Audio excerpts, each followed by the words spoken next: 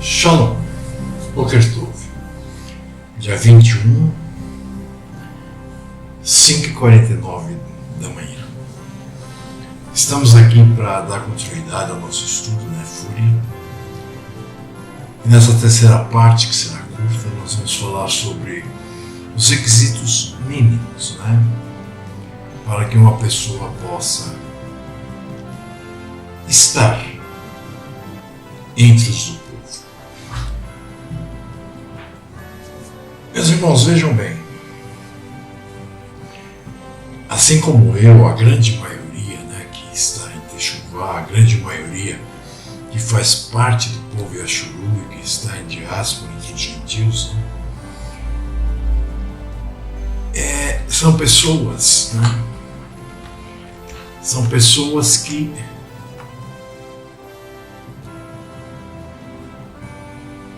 vieram da cristandade. A grande parte. Tem gente que nunca teve religião, a esses eu dou meu parabéns, né, porque eles nunca adoraram o falso Cristo, aquilo tudo, né? Mas a grande maioria vem de lá. Eu, como já sabiam de todos, eu sou um presbítero, né? Eu fui ancião do Senhor de Jeová há 9 anos, fui presbítero mais uns 11 anos ou mais, e já fui roxa, já fui um monte de coisa. E hoje eu não creio na religião, porque a palavra não tem ensino sobre religião. Não creio num Deus Trino, não creio que vou para o céu, não creio na alma, não creio no inferno, não creio no diabo, Satanás, não creio em nada daquilo que é misticismo criado em cima do cristianismo.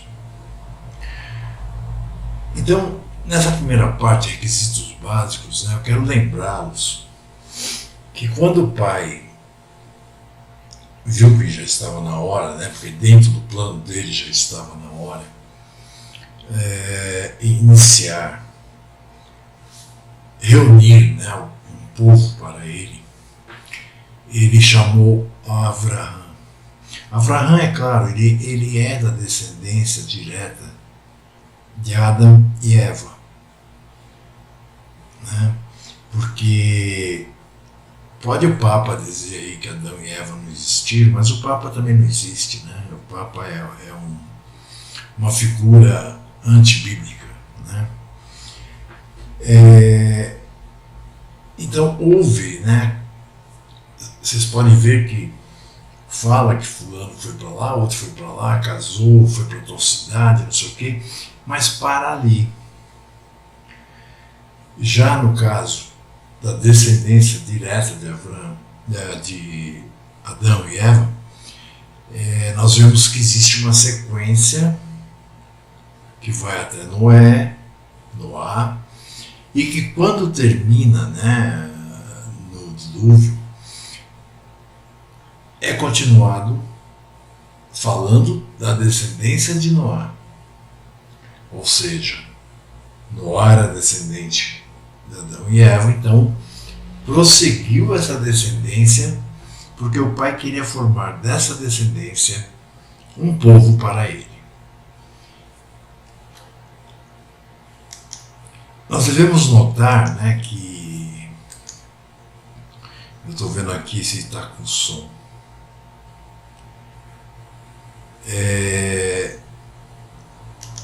Nós devemos notar o seguinte, né, que na verdade as pessoas, né, elas acham que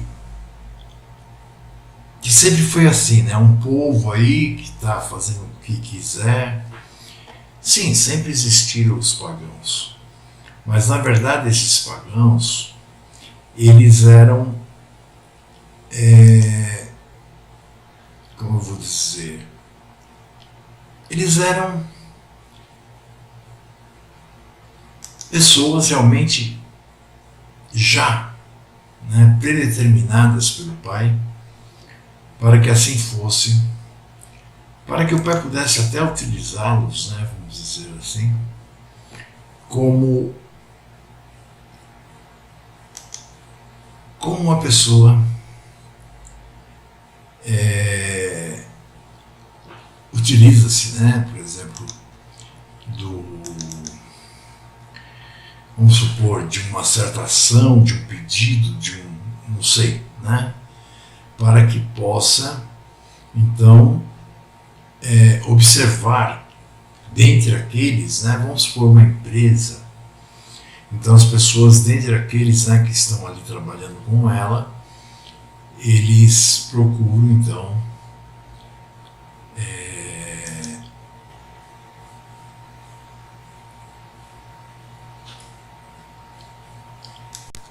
então de repente o dono dessa empresa, ele resolve ver quem tem mais capacidade para poder estar vamos dizer, nos cargos-chave, né? E ele faz algum tipo de prova, ou ele fica observando, né, aqueles que realmente vestem a camisa da empresa, né? Enfim. O pai, na verdade, ele já predeterminou como seria cada pessoa na sua época. E ele já também predeterminou um número, né, daqueles que seriam os que iriam vir a receber a promessa. Então nós vemos que depois do dilúvio, depois de muitos acontecimentos, o pai retira Abraão, que é Avraham, da parentela dele, porque eles eram idólatras. Mas eles eram, né, da linhagem de Adão e Eva, certo? Ele o retira do meio daqueles pagãos, né, que adoravam Baalins e tudo, e o leva para uma terra. E ele diz: aqui farei um pacto contigo. Se você fizer tudo de acordo com o pacto, você será considerado o pai da nação Yashuru, né? Só que ele ainda usava o nome só nação, e será abençoado com a terra prometida, né? Em tudo que fizerdes. E aí observe, a primeira coisa que ele diz para Abraham é que a partir dele, todo macho, todo homem, deveria ser circuncidado como sinal dessa aliança que era feita com Abraham. Então observe, ele tirou do meio, né, da parentela pagã, do povo pagão onde ele vivia, e lhe disse, né, que lhe faria promessas, né, e que, primeiramente, ele teria que praticar a circuncisão em si próprio e depois praticar a circuncisão nos demais. Né? Observem, Abraão, quando foi chamado, ele largou os parentes, ele largou o dia a dia dele, largou tudo e foi para onde o pai pediu. Tá? Ele não ficou dizendo, o ano que vem, quando eu me aposentar, ou eu vou esperar, né, as condições ficarem boas para que eu possa servir totalmente a Yahweh. Não. Assim como os discípulos de Yahushua, né? Ele chegou e disse, venha, e eles foram.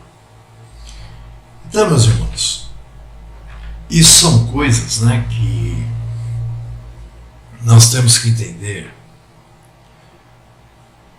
que não dá para a gente ficar... Meu gato chegou. Não dá para a gente ficar, vamos dizer, sabe, postergando, né, empurrando com a barriga, porque na verdade isso tudo são coisas que nós temos que fazer no momento em que o Pai quer e não no momento em que nós achamos que nós podemos ou que nós achamos que nós devemos. Nós não achamos nada. Tá? É isso que eu quero mostrar claramente para vocês. Então, observe, voltando a Abraão, ele se circuncidou a si próprio e depois aos outros homens que estavam junto dele. Nós sabemos, né, que essas coisas, para muitos, né, isso assusta, isso perturba. Mas como diz minha esposa, né, esse é o mandamento mais fácil de cumprir. Por quê? Porque se você já saiu da Bavel idólatra, é um mandamento que você faz uma vez na vida. Percebem? Os outros você tem que fazer todos os dias, você tem que praticá-los. Tem o Shabbat, tem isso, tem aquilo, tem aquilo, tem aquilo, né? Mas agora, a circuncisão, uma vez feita, está feita. Entendem? E observem que ele colocou isso como o primeiro passo.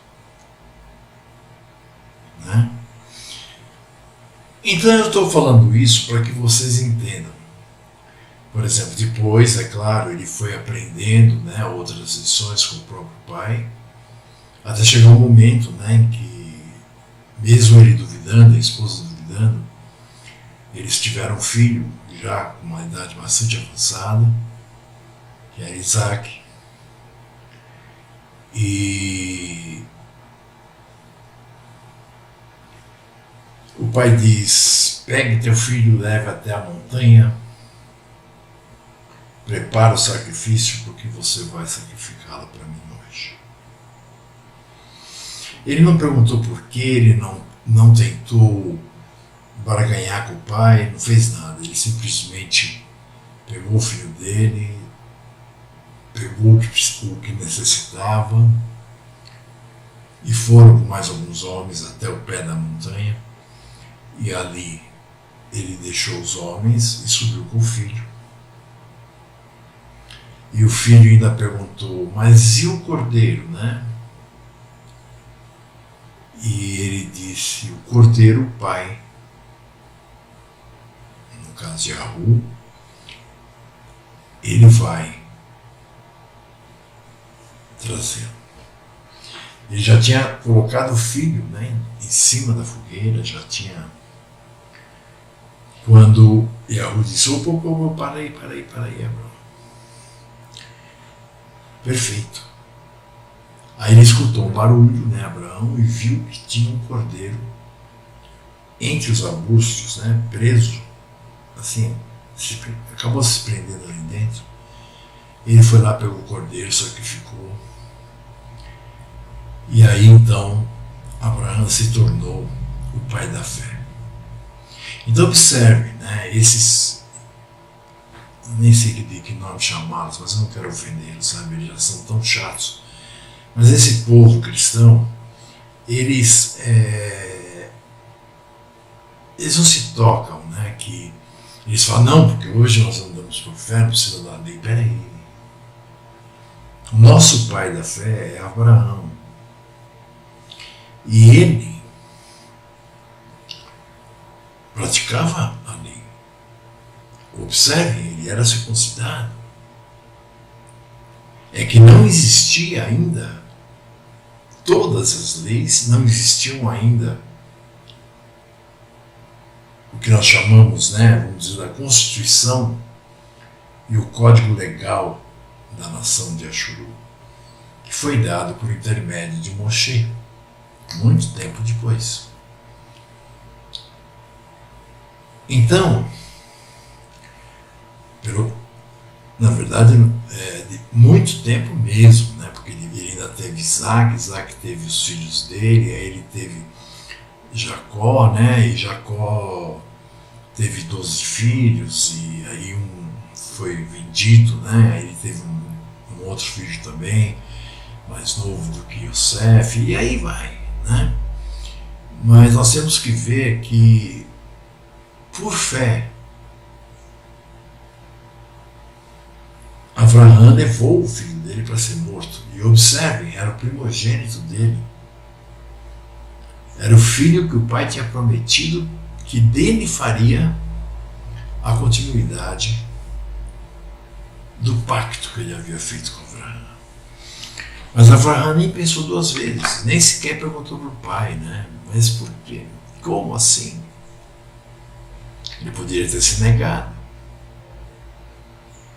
Mas não, ele fez exatamente o que o pai pediu. Eu estou falando tudo isso, né, para que vocês entendam que ser do povo Ashuru, além de ter que ter a descendência, você tem que ser chamado pelo pai e você tem que cumprir as determinações do pai quando ele lhe mostra quais são. Não existe você dizer amanhã eu começo. No momento que você diz amanhã eu começo, você está negando. Ou você é um daqueles chamados que não será eleito. Como disse Mashiach, né? Muitos chamados, poucos eleitos. Vamos aqui tratar de um assunto interessante, né, que na cristandade eu ensinei muita gente errada, que diz o seguinte: muitos pastores, muitos presbíteros, diáconos, seja lá o que for, né, na cristandade, no messianismo também, eles se apegam muito, né, ao que nós encontramos no livro de Atos dos emissários, né, escrito pelo Dr. Lucas, no capítulo 15, que eu vou ler aqui a partir do versículo 15. Capítulo 15 de Atos, versículo 15. Que diz assim, aqui é Jacob que está falando, né? Porque vamos primeiro entender o porquê ele disse isso. O que estava acontecendo?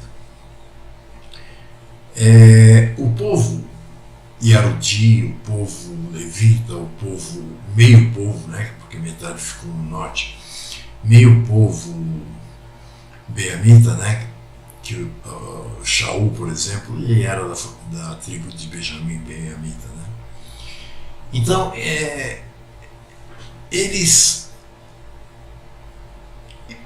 para eles era ponto pacífico, né, era que os irmãos deles, né, das outras tribos que estavam no norte, o Efraim, cuja capital ficava em Samaria, tinham sucumbido, né, tinham morrido, não existiam mais. Então eles achavam que do povo de Ahu só sobrou eles, não é isso? Então, no momento em que o Mashiach nasceu e fez as pregações dele, né, muitos deles aceitaram, né? Principalmente após a ressurreição. O próprio Yaakov, né, Tiago, que fala sobre essas leis aqui, que eu vou dizer daqui a pouco, ele era irmão carnal do Mashiach, mas até o Mashiach ressuscitar, ele nem cria no Mashiach. Ele acabou se tornando um dos grandes, né, do povo que vivia em Jerusalém e que era chamado por Yahu. Shaul foi enviado, né, junto com Barnabé, para achar as ovelhas perdidas da casa de Ashur, né? Que todo mundo diz aí que ele era o apóstolo dos gentios e não sei o que, todo papo inventado, papo furado, né? Só acredita nisso quem realmente não conhece a palavra. Então, o que acontecia? Shaul ia com Barnabé, com outros, e achava, né, algumas ovelhas desgarradas, né, ou seja, em diáspora, entre os gentios, né, que eram chamadas. Então elas escutavam a Shaul e começavam então a sua jornada pelo caminho de Yahu, voltando às antigas veredas. Nós sabemos que esse povo todo, assim como nós, tinham costumes, né, pagãos, porque eles viveram anos e anos e anos, assim, desde 421, antes do Mashiach, né, até serem encontrados, né, pelos emissários do Mashiach, isso no ano 60 do primeiro século, daí para frente, né? Então o que acontece? Ele, assim como Abraão, o apóstolo Paulo também teve fé. Ele mesmo diz que ele era hebreu de hebreus, da família de Benjamim, que aprendeu tudo que ele aprendeu aos pés de Gamaliel.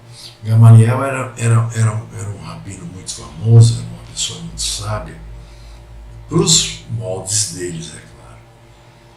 E que ele achava, né, que tudo aquilo que ele tinha aprendido, ele achava que era o esterco.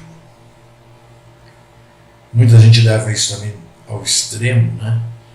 Não, o esterco no sentido de que o esterco, ele é um fertilizante. O esterco faz com que cresçam as coisas, não é isso? Você vai plantar, você coloca esterco e aquilo é muito bom como adubo. Então ele diz que ele tinha como esterco, ou seja, como adubo, como uma base, né, para entender o restante que ele foi aprendendo com os outros emissários e tudo, durante os anos que ele ficou em Jerusalém, depois do chamado. Porque todo mundo pensa que ele foi chamado e saiu pregando. Não. Ele primeiro teve que entender tudo, porque ele era contrário, então ele não estava entre aqueles que escutaram o que o Mashiach falava. Tá? Ele não tinha conhecimento sobre isso.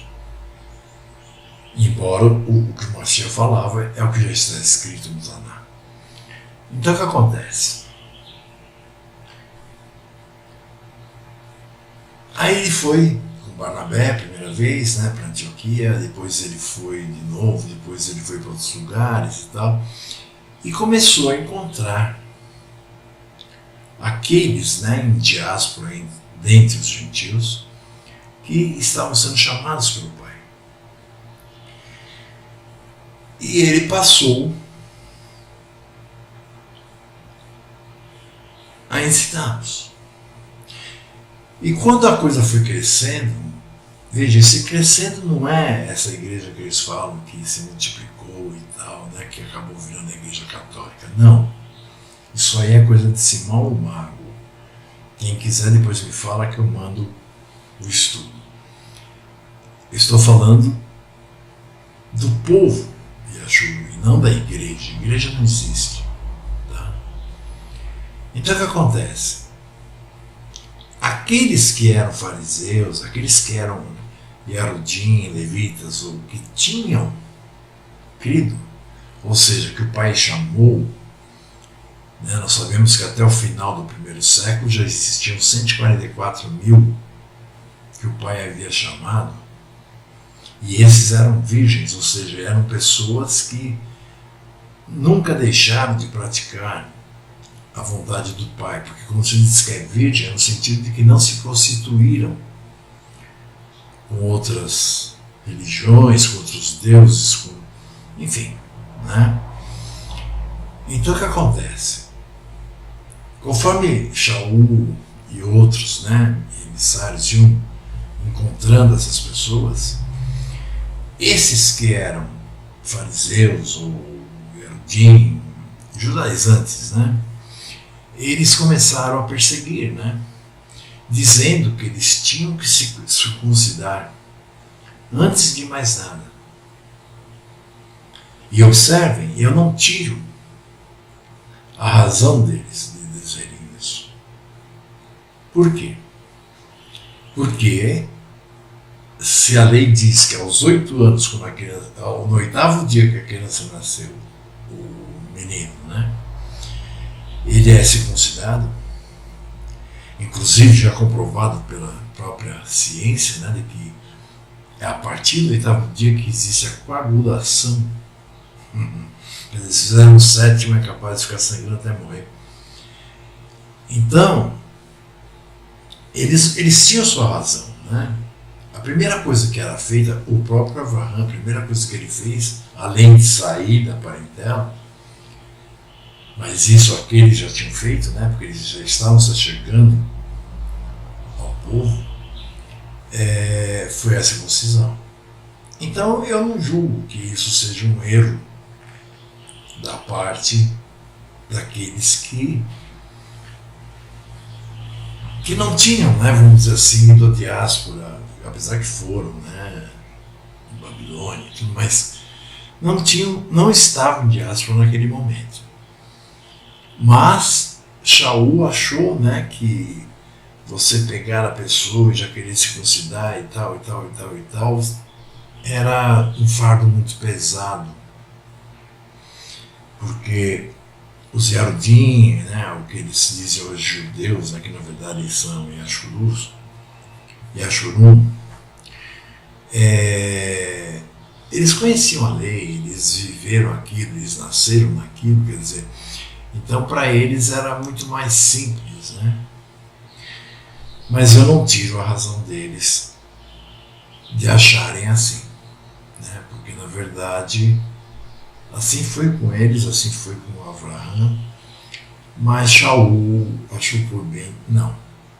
Então Shaul foi até Jerusalém acompanhado de Barnabé e outras pessoas e fizeram então o primeiro concílio, né, onde se reuniram, vamos dizer assim, os emissários, né, dentre o povo, para decidir essa questão. Então nós vamos ler agora Atos 15, né, no capítulo 15, né, do versículo 15 ao 21, que diz assim: e com isto concordam as palavras dos emissários, como está escrito. Esses emissários aqui seriam os profetas, né? Porque nós temos que lembrar que nessa época ainda nem existiam as cartas, né? De que hoje os ignorantes chamam de Novo Testamento. Então os profetas disseram o seguinte, né? Depois disto voltarei e reedificarei o tabernáculo de David, que está caído. Levantá-lo-ei das suas ruínas e tornarei a reedificá-lo. Então vejam bem, meus irmãos, o que significa isso, né? Quem foi que disse que veio para buscar as ovelhas perdidas da casa de Shurum e veio também para reedificar o tabernáculo né, o reino caído de David. Porque todos nós sabemos que no reino de David é que todo o povo, as 13 tribos, né, estavam unidas. E gostavam muito do rei, né? A partir de Salomão já começou a haver dissensões. E aí quando chegou Roboão, então, filho de Salomão, aí a coisa esquentou e houve a divisão, né? Quando então Yaxuru se tornou 2 reinos, o do sul e o do norte. Então aqui nós sabemos que é uma Shia, né, que vai fazer isso. Ele vai levantar, né, vai reunir todas as tribos novamente, levantando assim o tabernáculo, o reino, né, que Davi havia instaurado. Claro que o pai que instaurou, mas como nós sabemos, o pai sempre se utiliza de homens, né, para fazer as coisas que ele quer fazer. Bom, então na verdade, aqui como eu disse, quem está falando é Yaakov, né? Tiago, irmão carnal, filho de Yosef e Miriam também, né? Ele diz assim: para que o restante dos que estão em diáspora busquem a Yahu, e todos sobre os quais o meu nome é invocado, diz Yahu, que faz todas essas coisas. Conhecidas são Yahu desde o princípio do mundo, todas as suas obras. Tá? Então ele primeiro mostra o que era já escrito, né? Já tinha sido dito por profetas, já tinha sido colocado nos pergaminhos, né? Nos rolos do Taná. Então aqui ele está falando, né, que justamente o pai iria, né, pegar aqueles em diáspora, que na verdade, se vocês já leram o pacto, né, se não leram ainda, seria interessante ler, vocês vão ver que tudo isso faz parte do plano do pai, para unificar novamente o povo. Ele desuniu, fez com que a maior parte ficasse perdida no meio dos gentios, para que nos últimos dias, né, ou seja, nos dias que antecedem a vinda do Mashiach, eu digo vinda porque a primeira vez ele não veio de lugar nenhum, né, ele nasceu. Então, ele irá então vir como rei para restaurar todas as coisas, né? Então ele diz que e todos aqueles, né, que o pai está chamando, sobre os quais o meu nome é invocado. Mas não adianta só saber o nome. Tem que ser chamado, tem que aprender a lei, tem que fazer a vontade do pai e tem que renascer. Porque está cheio de gente se dizendo povo só porque aprendeu um nome. Não, não é isso. Se fosse tão simples assim, né? Esses são católicos vestidos de evangélicos que hoje se tornaram judaizantes. Então ele diz que essas coisas todas, né, já são conhecidas do Pai desde antes, né, da criação, desde o princípio do mundo. Tá? Por quê? Porque está no plano do Pai. E o que o Pai diz acontece, por quê? Porque tudo que acontece precisa da permissão do Pai para vir a ser real. Então, né? Aí ele prossegue dizendo na reunião, né? Yaakov: por isso julgo que não se deve perturbar aqueles que em diáspora dentre os gentios, ou seja, aqueles que estão em diáspora, perdidos, já nem sabem que são Yaxuru, né? Que se são chamados por Yahu, né? Então não devemos perturbá-los, mas sim escrever-lhes que se abstenham das contaminações dos ídolos. Isso vem a ser o quê?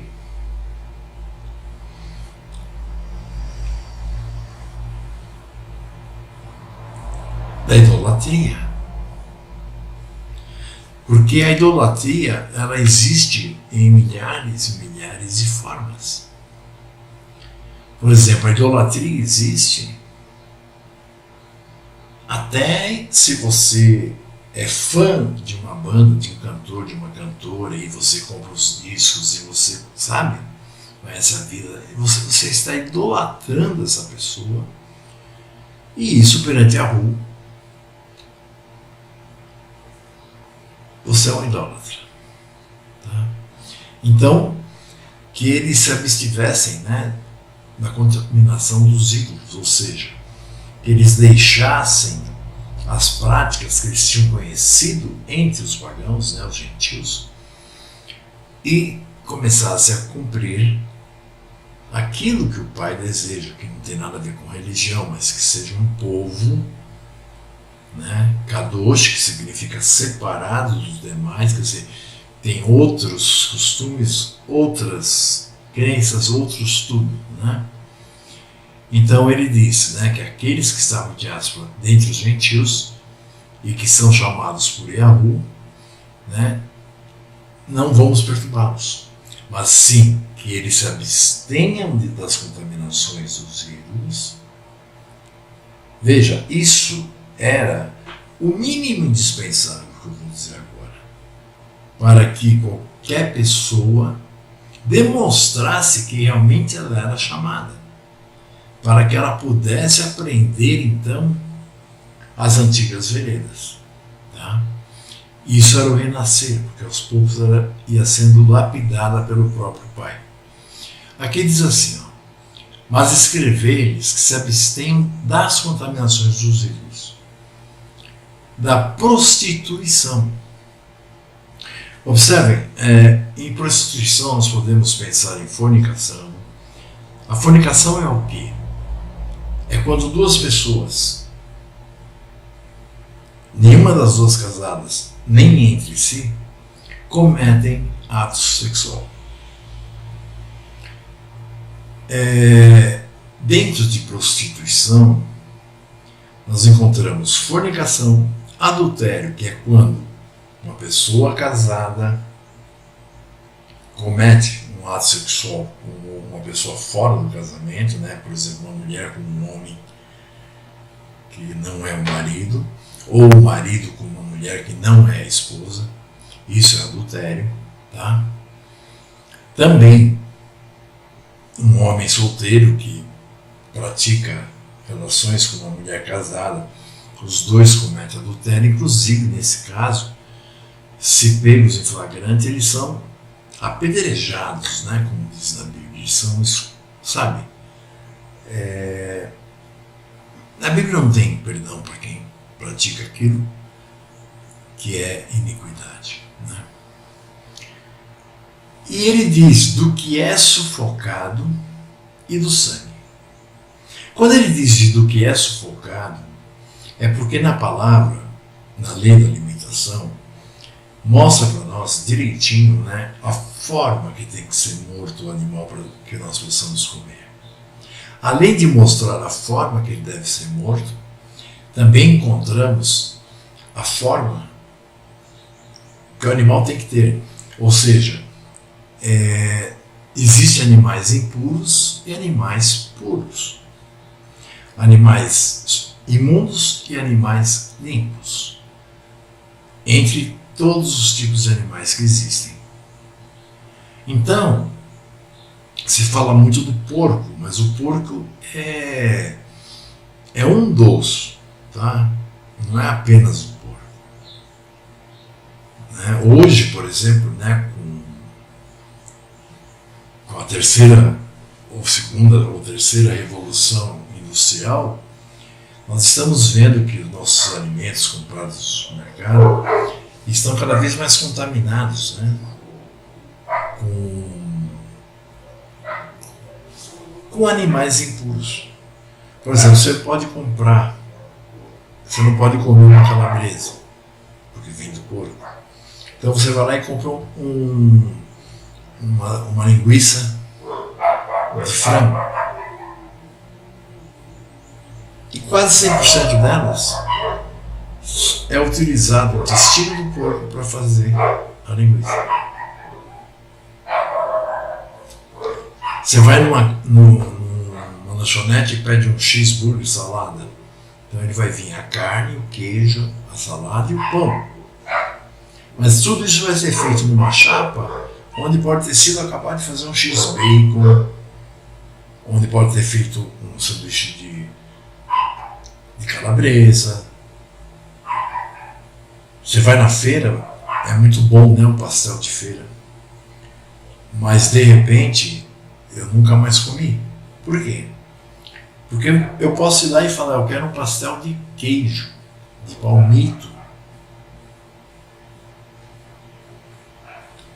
Ele é jogado dentro daquele tachão, onde ao lado dele e anteriormente, né, já foram fritos de calabresa, de presunto, enfim, de uma série de outros ingredientes que estão diluídos ali. Então, na verdade, quando você pega um pastel de queijo de feira, você não está pegando um pastel de queijo de feira, você pode estar pegando um pastel que você abre ele, você vê o queijo lá dentro, né? Mas ele está embebido, né? Ele está cheio de impurezas, porque é o mesmo óleo. Assim é a chapa, né? Então, realmente chega uma hora que, quando você começa realmente a colocar em prática e esquecer que você existe, você começa a perceber que até comer fora, por exemplo, ir a um restaurante, você tem que ver bem onde você vai. Porque, por exemplo, você ir num açougue, é melhor você comprar carne que vem embalada com uma marca. Porque geralmente esses grandes, né, que vendem a carne embalada, eles a vendem, por exemplo, determinado lugar só trabalha com carne de boi, de vaca. Determinado lugar só trabalha com galinha. Né? Outro trabalha com porcos e outros animais. Mas quando chega no açougue, mesmo no supermercado, eles são cortados, eles são moídos, tudo nas mesmas máquinas. Vocês me entendem?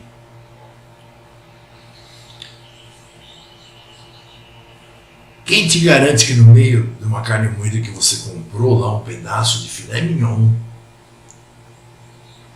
mandou o cara moer, quem pode dizer que ali onde ele foi moído não tinham restos, porque eles não lavam toda vez que moem, né? Mesmo que lavassem, né? Que não haverá restos de porco ou de outras carnes, né, que são impuras. E que você leva para casa aquele pacotinho cheio de pedacinhos de carne e que não tenha pelo menos alguns pedacinhos de uma carne estranha. Então, comprar no açougue já se torna uma coisa complicada. E também ao comprar aquelas... É mais caro por quê? Porque vem peças grandes.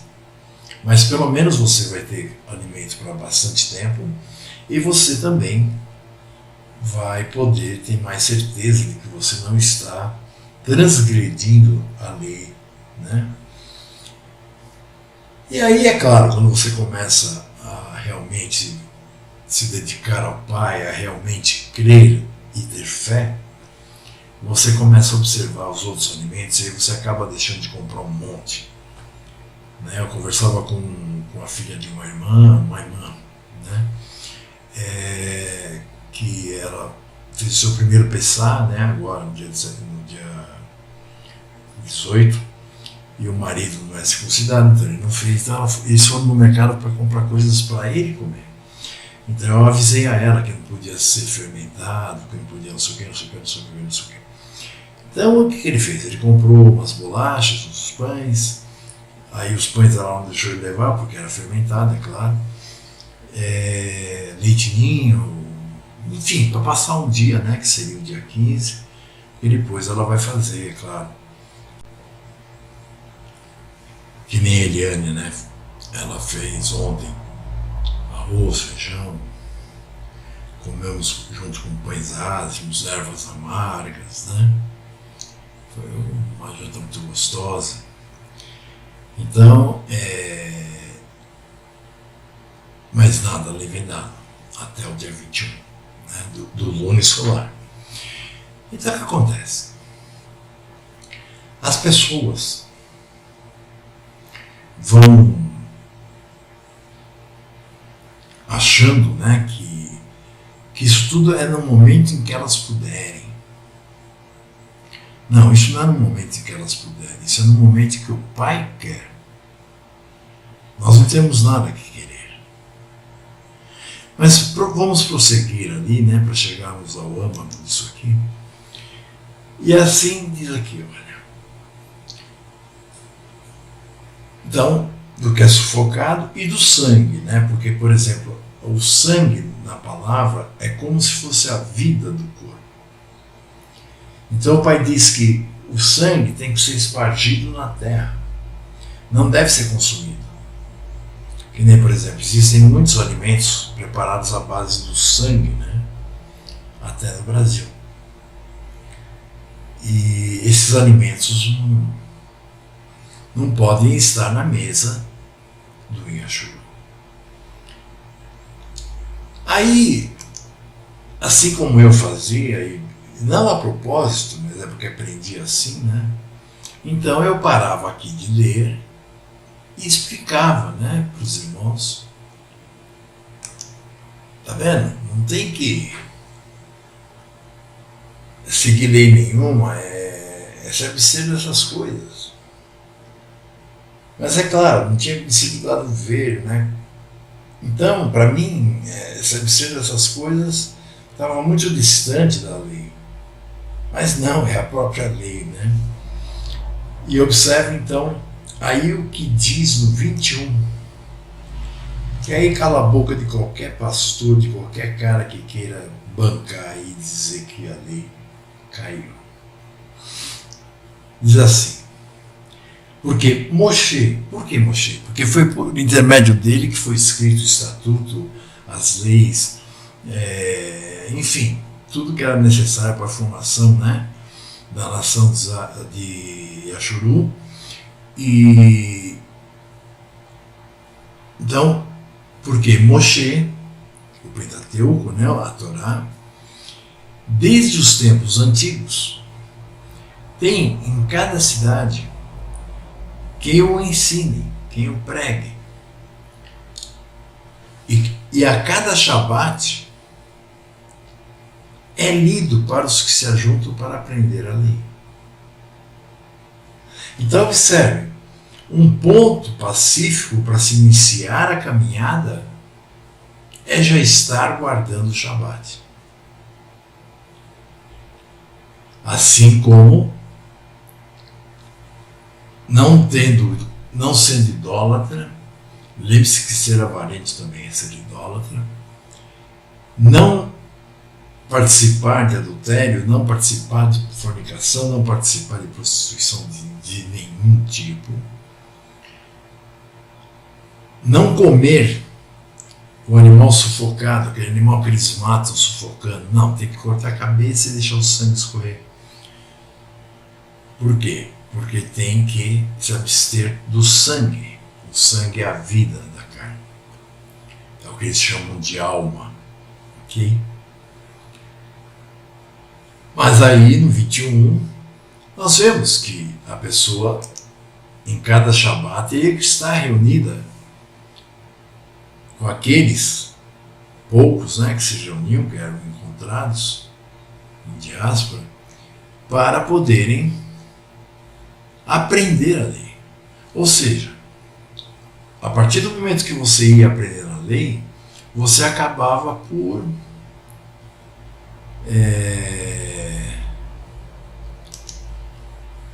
saber realmente o que era necessário e o que não era, e você ia acabar conhecendo a circuncisão, você ia acabar conhecendo a circuncisão do coração, que não é coisa feita pelo Mashiach.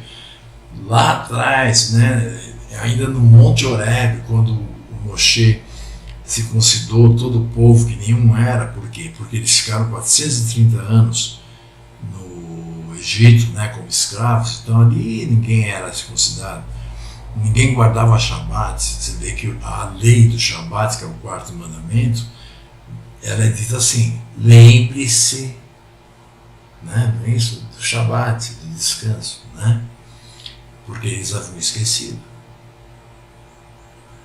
Quer dizer, o que é diferente entre um chamado, né, da nossa descendência pelo Pai, daqueles que saíram do Egito? Nenhuma. Esse chamado de hoje também esqueceu que tem que guardar o Shabat. Ele então tem que passar a guardar.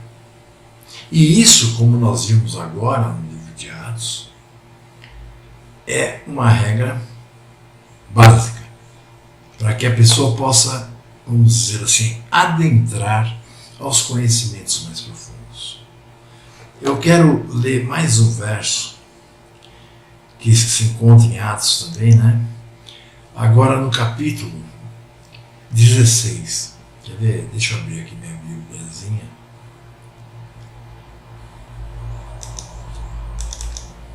Vejam só. Atos capítulo 16.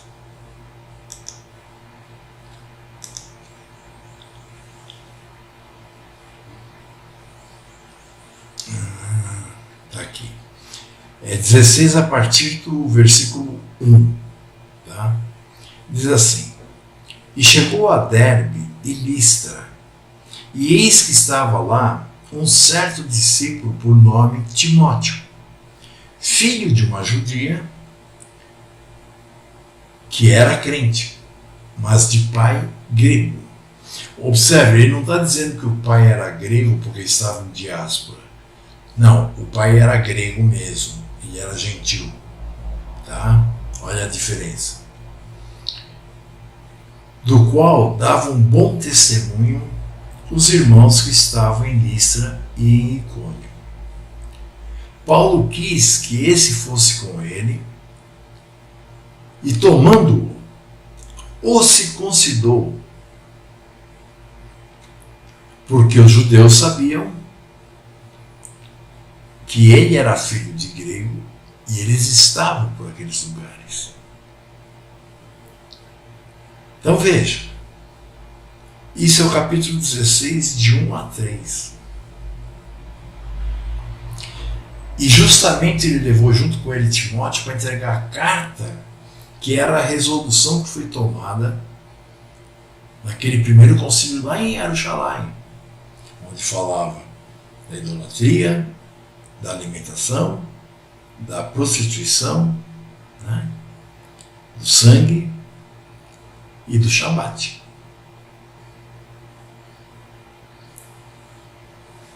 Mas ele primeiro se considerou Timóteo. Por quê?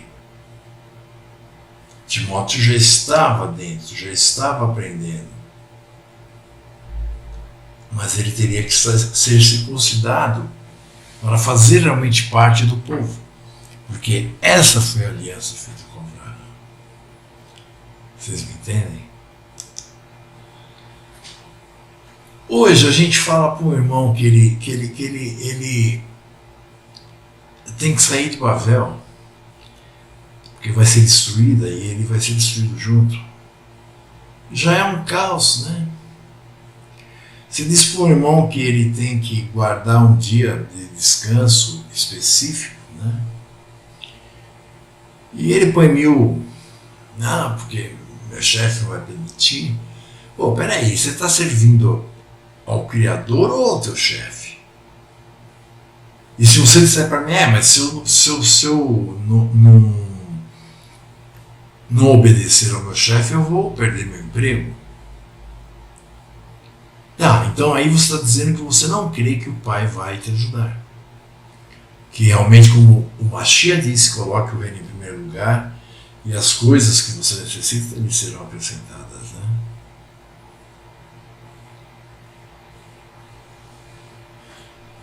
Veja, não tem saída.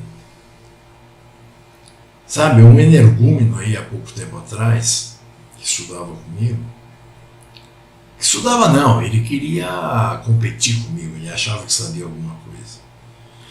Ele me disse, né, que quando ele se aposentasse, nesse ano que nós estamos, isso ele me disse no ano passado, ele então iria deixar a barba, porque ele é militar, né, e os militares têm essa frescura aqui no Brasil de não poder ter barba. Quer dizer, mais uma coisa que eles são contrários ao eterno.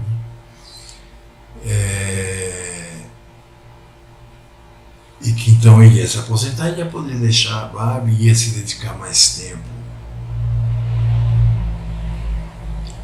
E eu dizia para ele, cara, não, com o Pai não funciona isso.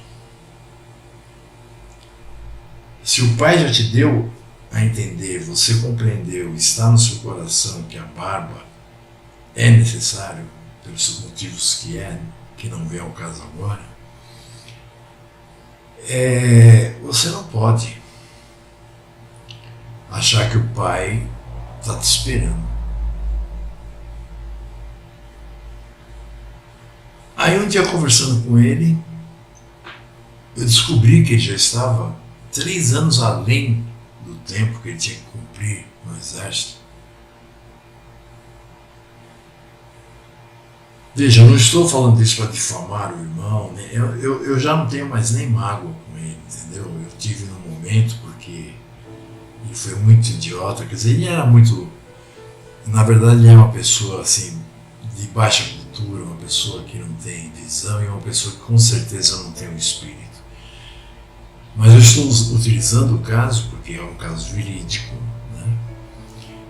E aí eu falei, mas peraí, se você já faz 3 anos que você podia se aposentar, por que você não se aposentou? Não, é que... E ainda por cima, continuou com a frase. Você acha que o Pai vai me destruir só porque eu não tenho barba?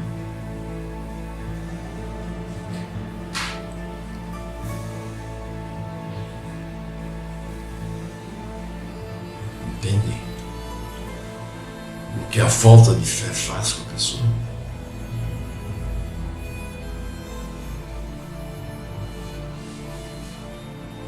É que nem eu observo, né?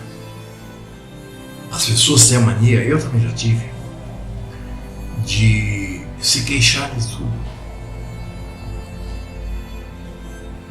Se elas têm muito trabalho é porque tem muito trabalho. Se elas têm pouco trabalho é porque tem pouco trabalho. Se está chovendo é porque está chovendo. Se está sol é porque tem calor. Se está isso, se está aquilo, se está não sei o quê. Sendo que Shaul disse, dê graças a tudo.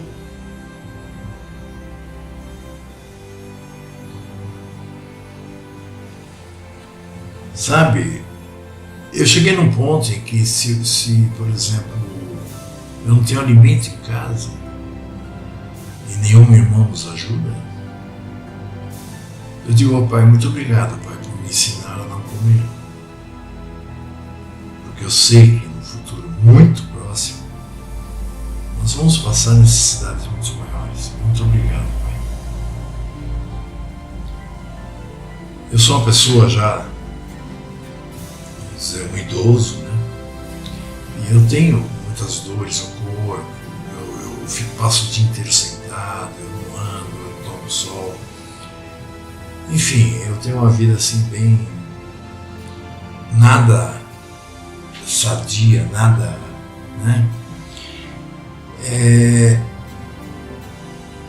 Eu acordo todos os dias com uma dor na coluna aqui atrás, né, do pescoço. Eu posso até comentar com a minha esposa, hoje eu acordei, né? Mas jamais me queixando, porque a maravilha de tudo é que, com dor ou sem dor, eu acordei. Bom, vamos parar por aqui e vamos para a segunda parte.